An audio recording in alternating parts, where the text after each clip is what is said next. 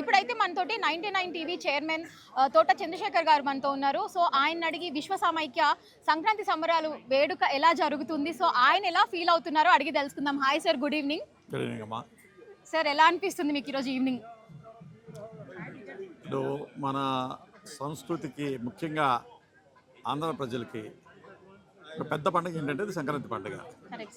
కానీ ఇప్పుడు అర్బనైజేషన్ అయిపోవటం వల్ల, అందరూ సిటీస్కి మూవ్ అవ్వటం వల్ల ఈ సిటీస్లో ఈ పండుగలు ఏంటి, వాటి ఆచార వ్యవహారాలు ఏంటి, ఆ పండుగ అంటే యాక్చువల్గా సంక్రాంతి పండుగ ఏ థీమ్తో చేస్తారు, ఈ ఉద్దేశం ఏంటి, దాన్ని ఏ విధంగా పల్లెల్లో జరుపుకుంటారు అన్నదే పట్టణ ప్రజలు మర్చిపోతున్న తరుణం.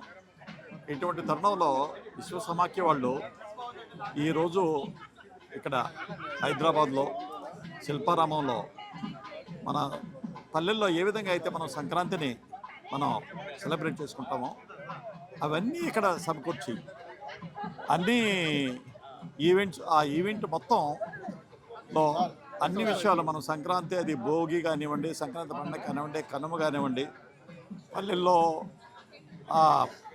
పాడి పంటలో సమృద్ధిగా ఉన్నటువంటి వేళ ఏ విధంగా అయితే ప్రజలు సెలబ్రేట్ చేసుకుంటారో ఆ విధంగా ఇక్కడ సెలబ్రేట్ చేయటం, ముందు సంక్రాంతిని ఇక్కడ రిఫ్లెక్ట్ చేయటం, సంక్రాంతి పండుగని నాకు చాలా ఆనందంగా అనిపిస్తుంది.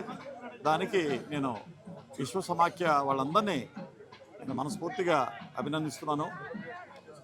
ఈ పండగ దీనివల్ల ముఖ్యంగా పల్లెల్లో వాళ్ళు వాళ్ళ బంధుమిత్రులను పిలుచుకోవటం, ఎందుకంటే ఆ సమయంలో పాడి పంటలు ఇంటికి వస్తాయి, సమృద్ధిగా ఉంటాయి. వాళ్ళ పిల్ల పాపలతో వాళ్ళు వాళ్ళ బంధుమిత్రులతో చక్కగా సెలబ్రేట్ చేసుకుంటారు సంక్రాంతిని. ఆ గ్రామాలని అలంకరిస్తారు, వాళ్ళ ఇళ్ళని అలంకరించుకుంటారు. సో ఆ విధంగా ఇక్కడ తీర్చిదిద్దారు, ఈ అంబియన్స్ కూడా ఆ విధంగా తయారు చేశారు. చాలా చక్కగా ఈ సంక్రాంతి వేడుకలను ఇక్కడ చక్కగా జరుపుతున్నందుకు నేను ముఖ్యంగా విశ్వ సమాఖ్య కమిటీ మెంబర్స్ అందరినీ మనస్ఫూర్తిగా అభినందిస్తున్నాను. Thank you so much sir. ఒక్కసారి మన 99 ప్రేక్షకులందరికీ సంక్రాంతి శుభాకాంక్షలు మీ నోట్తో చెప్పండి. తెలుగు రాష్ట్రాల, 2 తెలుగు రాష్ట్రాల ప్రజలందరికీ 99 టీవీ తరఫున సంక్రాంతి శుభాకాంక్షలు తెలియజేస్తున్నాను. Thank you so much sir.